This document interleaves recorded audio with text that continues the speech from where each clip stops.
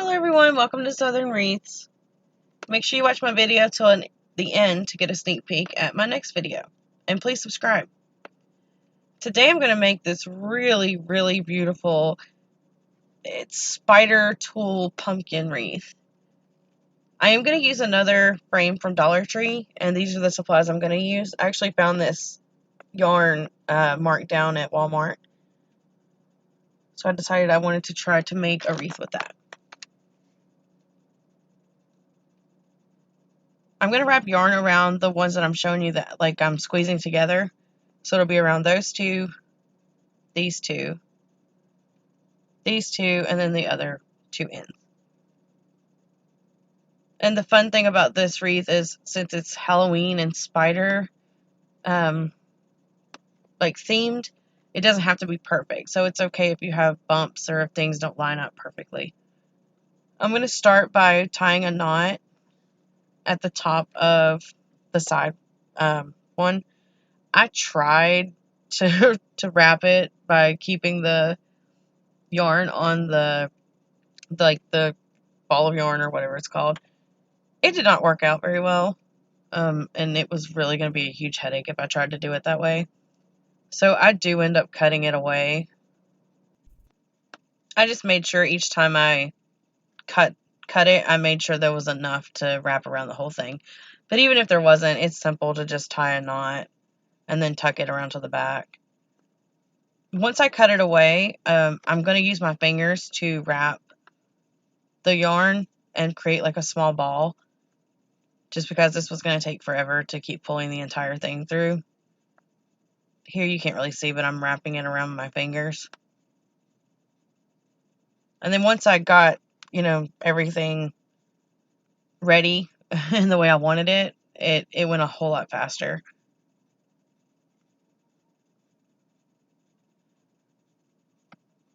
I decided to cut that string away because it kept getting in the way. You don't want to pull super duper tight because you don't want to squeeze your wires together. But the cool thing about the wreath being wired is you can make the sections as wide or as thin as you want. I was leaning more towards the thin part of it, but it would look really pretty too if you made them all even and all the same. I'm not really big on everything having to be perfect. But here's a little trick if you want to speed things up. You can wrap your yarn around several times, and then you can just push it down. Just gather it all together, and then just kind of tighten it a little bit. And the yarn was elasticy. I don't know if that's a word, but it was springy, so it made it simple to squeeze and then let go, and the wire would kind of go back to where it was supposed to be. And then once I finish doing that whole section, I'm just going to tie a knot onto that where those two meet. And then I just pulled some more ribbon off, some more yarn off, and I'll start new. And as you're wrapping, you want to push the yarn close together so that it's, I fit as much as I could on there.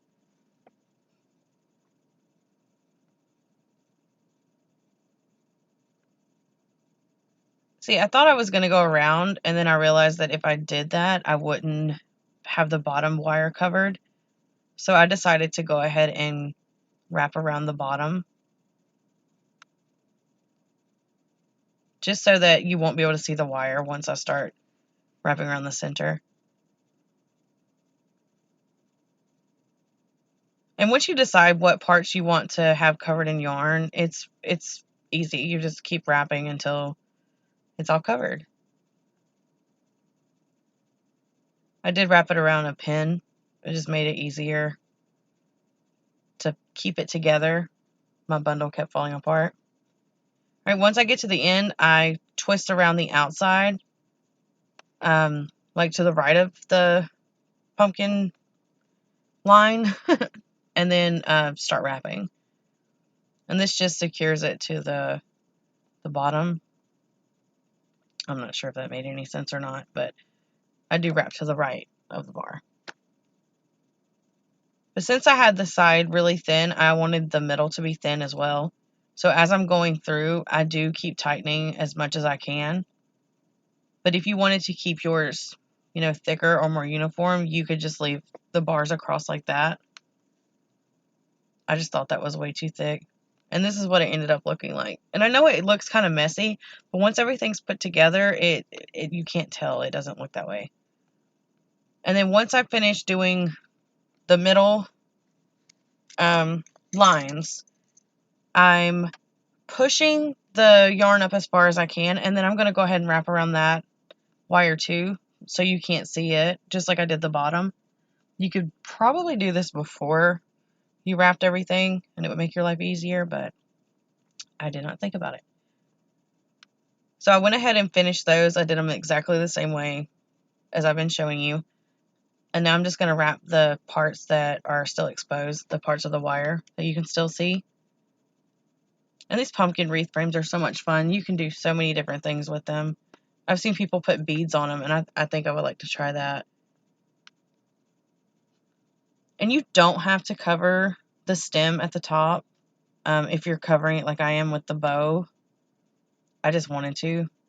I thought it looked cute.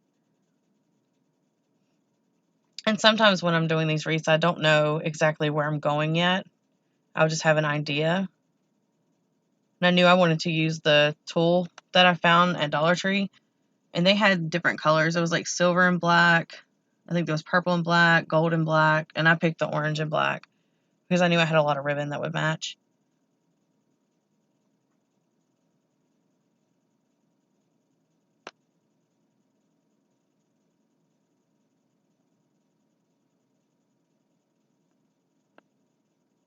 It is kind of time consuming, but after a while you get down a rhythm.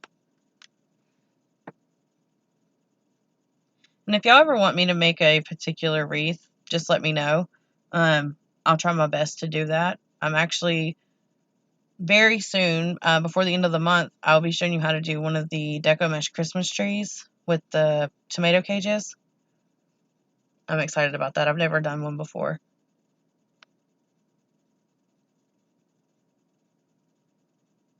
And I think I'm going to do two because there's a couple different methods you can do with the Christmas tree thing. Alright, so after I have everything wrapped, I'm going to add my tulle, which is so pretty.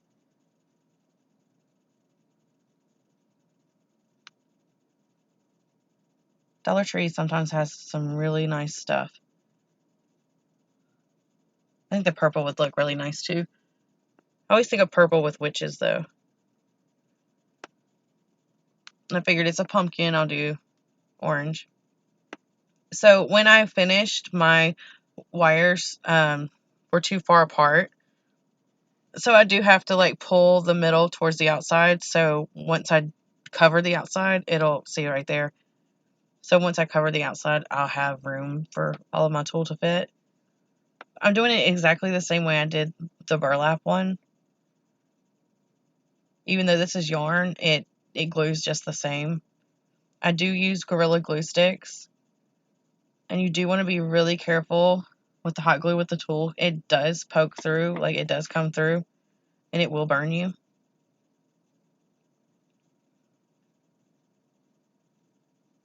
And every once in a while, if I saw that I didn't think it was going to hold well, I would actually take the hot glue over top of the tulle too, because it seeps down into it.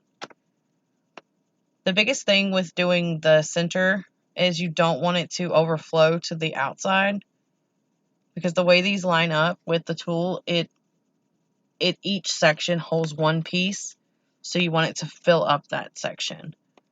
Because if this had some hangover, then the other section might not have enough room to cover it, if that makes sense.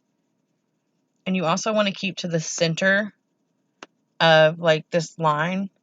If you go towards the left or the right a little bit, when you look at the front of your pumpkin, you'll be able to see the hot glue on the sides.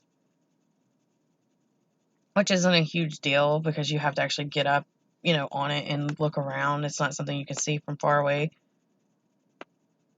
But if you don't want that to happen, then you can just keep it straight and, like right in the center of the line. And I'm adding hot glue on all sides. You don't want to pull on the tulle. It will get wrinkles in it if you pull on it. I just kind of lay it across and then just kind of gently tug until I get it where I want it. And then I just hold it there until it dries. And then I'll just trim away the excess. The center one's always a lot easier than the two sides. And honestly, the first side is always harder for me. For some reason, the second side goes quicker.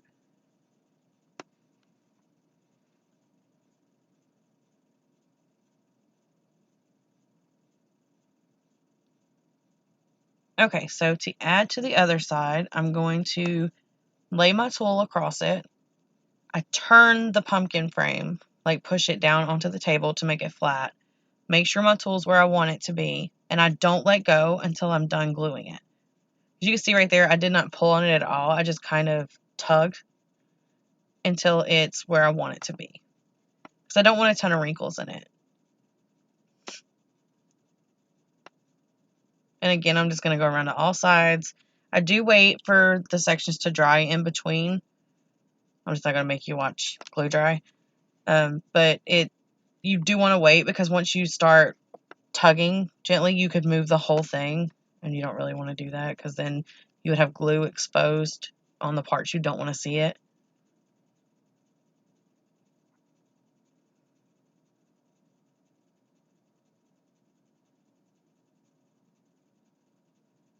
I just think these pumpkin frames with the tulle are so pretty. It's unique. It's not something you see a lot.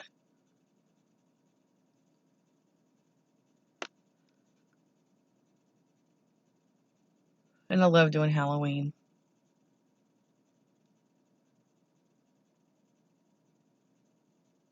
Alright, and then once everything's dry, I'm going to trim this away just like I did the middle.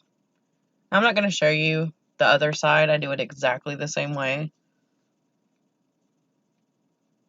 And once I'm done gluing everything, I will go back through and make sure if there's any pieces that are sticking up or they don't have glue, I'll, just pop some glue under there.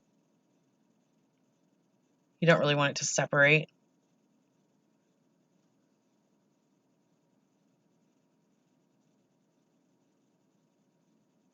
And I do try to get as close to the glue as I can when I'm cutting the tulle, so you do want to make sure your glue is dry.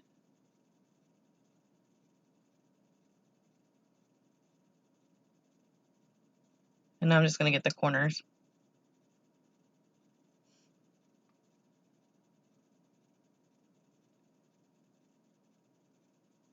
So pretty. Alright, and that's what it looks like when there's tulle in all the sections.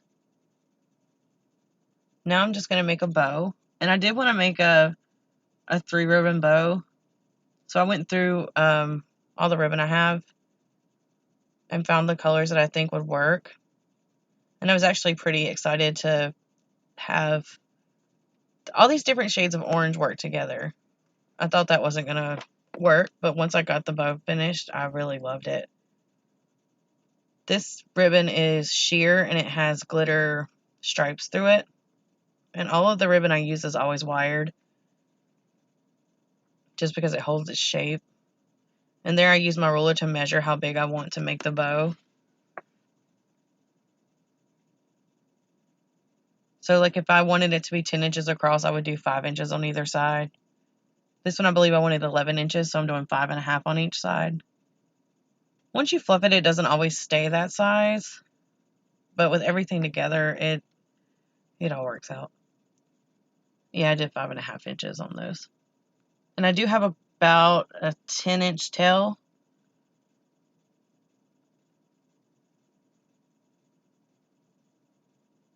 And just make sure you're twisting in the center if you have ribbon that has an ugly back and a pretty front. This ribbon, I believe, was the same on either side, so I didn't necessarily have to twist. It's just a habit now.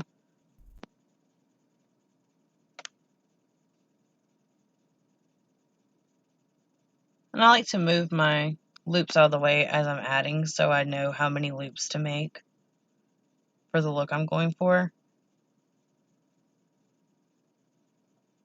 And I'm going to do 5 on each side. I know that's pretty big, but I wanted this bow to really stand out. And then I cut the tails, probably about 10 inches. They might be slightly longer. All right, now I'm going to go to this ribbon. This is it's all glitter. It's orange with glitter all over it. And it's 2 inches or 1.5 inches. It's 1.5 inches. I just thought it was so pretty, and I love how the orange is a completely different orange than the other two.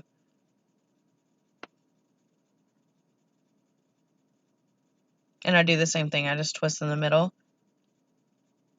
And then to measure the ones after I do the base, I just kind of come in the same amount on either side. And then to make sure they're equal, you can just hold them up to each other. You just want to make sure you're holding the center so you don't pull it through the bow dabra. And you could do all these bows that I show you by hand or with any other bow maker you might have.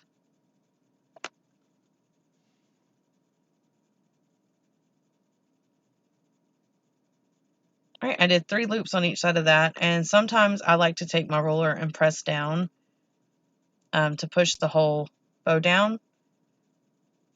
I think there's a thing that comes with the bow dabber. Mine doesn't have it. Mine was gifted to me, so I didn't have that piece. There's my helper again. Lots of hands. She touches everything. This ribbon is like a burlap ribbon that has black glitter dots all over it. It's really pretty, and it's 1.5 inches as well. And I'm going to do 4 loops of this one. And I do tails on all of them. And they're all about 10-inch tails. They might be slightly longer for the smaller ribbons. All right, and then I'm going to put a zip tie around it to tighten it. Well, to hold it together. And I don't tighten it all the way. And I'm going to add a pipe cleaner through the back. I arrange everything to where I want it. Put my tails where I think they need to be. Put my ribbons around. This just makes it so much easier when you go to fluff at the end. And then I tighten it. And I'm going to go through and dovetail the ends. After I tighten the zip tie, I trim it away because you don't need it. You don't need the excess part sticking off. And then I'm just going to attach it to my pumpkin stem. I had the bow sideways. All right, once I stuck it through around the stem, I'm going to twist a few times, and then I'm going to take what's left, and I'm going to wrap it around the stem. This just like has extra security.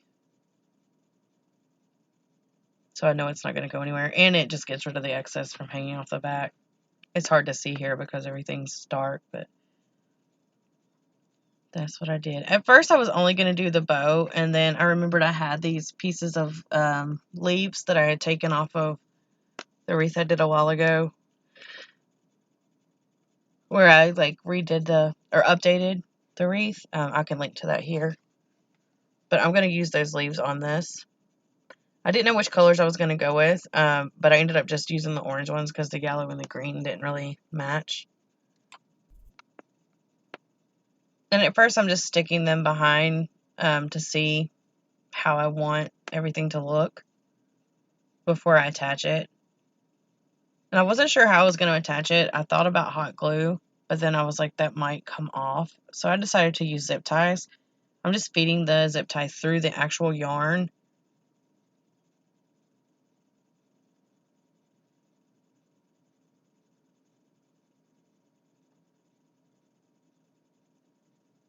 Alright, for this stem, I wanted it to be longer. I wanted it to stick out more. So I found a piece of like a floral stem that I had for scrap that I had cut away from a different project, and I just hot glued that in there, and it worked perfectly. And it makes it where I can attach it, and it sticks out. And I'm going to do the same thing, how I attach it through the yarn with the zip tie.